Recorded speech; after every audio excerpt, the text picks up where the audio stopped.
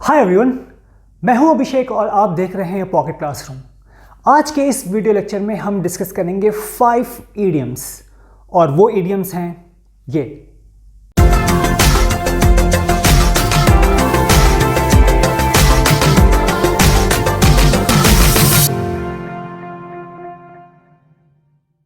Okay, so the first idiom is an arm and a leg. अब an arm and a leg का ये मतलब नहीं हो गया कि एक हाथ और एक पैर, ठीक है। इसका मतलब होता है अ लॉट ऑफ मनी, बहुत ज़्यादा पैसा। मैं आपको एक सिनेरियो देता हूँ। सपोज करिए कि आप एक कार खरीदने जा रहे हैं जो कि बहुत महंगी है। तो अगर आपके घर वाले आपसे कहते हैं कि don't buy that car because that requires N arm and A leg, मतलब बहुत महंगी है, बहुत पैसा लगेगा, बहुत पैसा डिमांड करेगी तुमसे, तो हमने कहा एन आर्म एंड लेग मतलब अ लॉट ऑफ मनी, बहुत सारा पैसा। तो ये एग्जाम्पल है हमारा, to have a skilled person like her on board will probably require an arm and a leg. इसका मतलब ये हुआ कि इसके जैसा ये जो फीमेल एम्प्लॉय है या टीम मेंबर है, अगर इसको अपने टीम में ऑन बोर्ड का मतलब हो गया इंक्लूड करना है अपने टीम में, अपना टीम मेंबर बनाना है, तो चूंकि बहुत ज़्यादा स्किल्ड है, so it will probably require an arm and a leg. बहुत ज़्यादा हमारा पैसा खर्चा हो जाएगा, उसको बहुत ज़्यादा सैलरी देनी पड़ेगी, राइट। तो वो चीज़ कहला गई कि N arm and a leg, बहुत ज़्यादा पैसा लग जाएगा।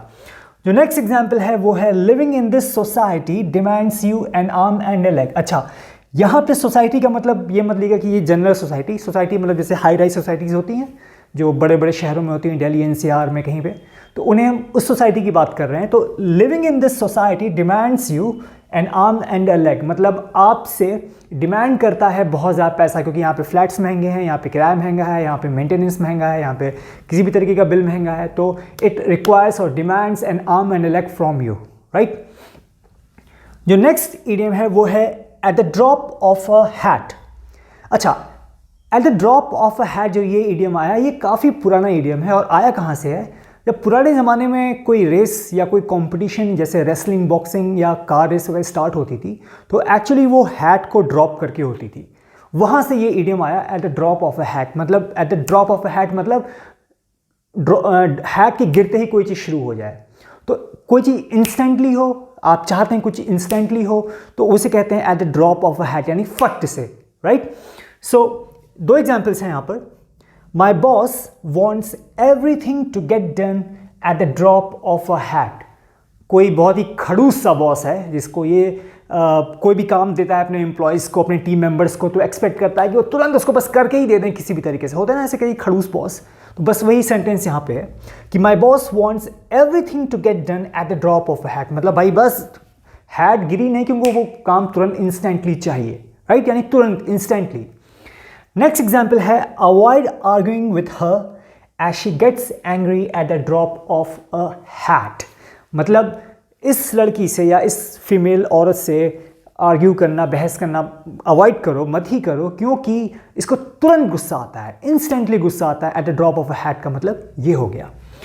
नेक्स्ट है back to the drawing board. Okay, back to the drawing board इस तरीके से समझिए कि आपने कोई एक प्लान बनाया था या एक स्ट्रैटेजी बनाई थी।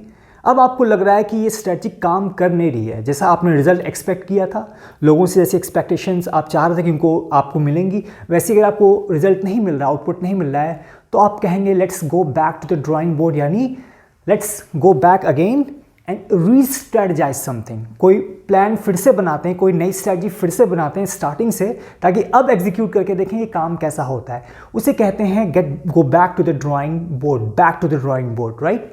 सो 2 एग्जाम्पल्स हैं यहाँ पर। Our plan seems not to have been working.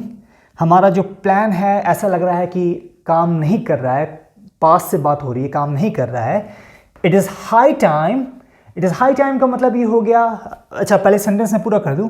It is high time we went back to the drawing board. मतलब हमारी ये जो प्लान है, स्ट्रेटजी है, ऐसा लग नहीं रहा है कि कुछ कारगर साबित हुई है अभी तक, तो हमें ऑलरेडी अपने स्ट्रेटजी को फिर से अभी तक बना लेना चाहिए था, फिर से रिवाइज कर लेना चाहिए था, जो कि अभी तक नहीं हुआ। उसका ये मतलब हुआ इट इज़ हाई टाइम, मतलब अभी तक ये चीज़ हो जानी चाहिए थी। क्या हो जानी चाहिए थी? We went back to the drawing board, यानी हमें फिर से रीस्ट्रेटजाइज या फिर से रीप्लानिंग कर लेनी चाहिए थी अपने स्ट्रैटेजी की या अपने प्लान की, कुछ भी, यानी फिर से इस काम को स्टार्ट कर देना चाहिए था। ठीक है, नेक्स्ट एग्जाम्पल है the product is not getting traction that we expected. कोई प्रोडक्ट है, कोई टीम में डिस्कशन चल रहा है कि यार ये जो प्रोडक्ट हमारा था, हमने जो एक्सपेक्टेशंस थी, हमारी एक्सपेक्टेशन कि पब्लिक से ऐसा हमें ट्रैक्शन मिलेगा, मतलब अटेंशन मिलेगा इस प्रोडक्ट के लिए, वैसा दिख नहीं रहा है कुछ।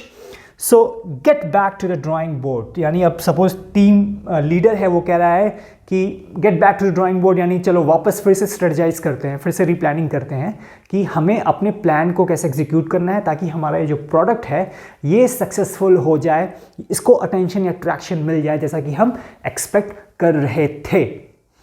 और लास्ट के 2 इडियम्स हैं, वो हैं the ball is in one's court और to bark up the wrong tree.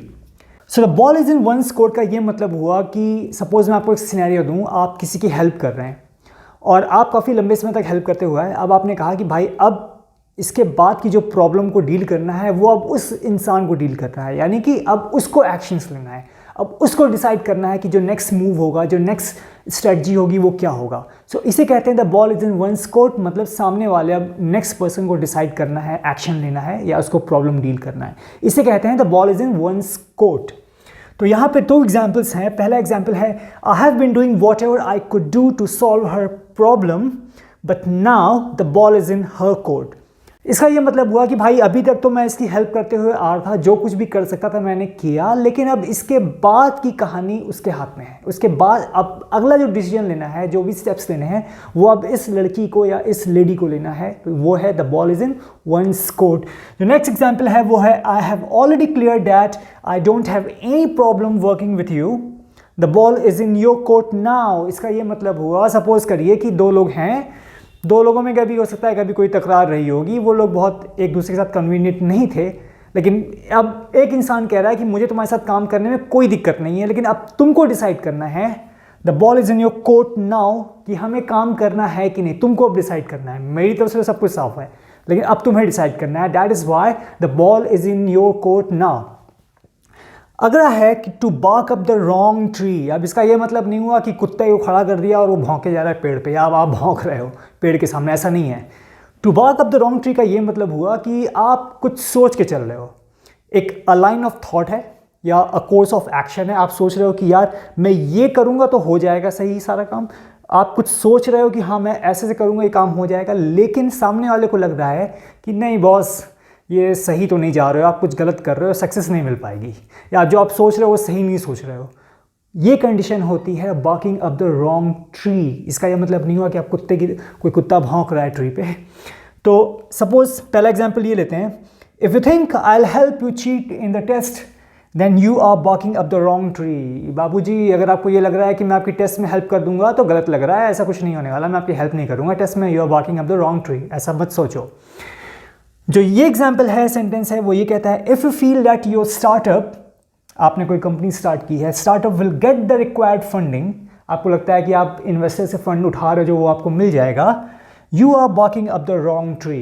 तो पर्सन ए पर्सन बी से कह रहा है तुमने स्टार्टअप शुरू तो किया है, लेकिन तुम्हें लग रहा है कि फंडिंग तुम्हें जितनी चाहिए उतनी मिल जाएगी, तुम गलत सोच रहे हो, ऐसा नहीं होगा। हो सकता है कि सामने वाले को लगा हो कि इसका प्लान सही नहीं है, उसकी जो स्टार्टअप है उसका कॉन्सेप्ट सही नहीं है, इसलिए you are barking up the wrong tree, तुम्हें ऐसा कुछ भी नहीं मिल पाएगा, पैसा नहीं मिल पाएगा, you are barking up the wrong tree. अगर आपको ये लेक्चर अच्छा लगा तो प्लीज़ इसे लाइक करिए, हमारे चैनल को सब्सक्राइब करिए, नोटिफिकेशन बेल प्रेस करिए ताकि आपको नोटिफिकेशन मिलते रहें जब भी हम कोई नई वीडियो लेक्चर अपलोड करें। अपने दोस्तों के साथ शेयर करिए और प्लीज़ कमेंट में बताइए कि हम और क्या कर सकते हैं अपने वीडियो लेक्चर्स को इम्प्रूव करने के लिए, please. And thanks for watching, thank you.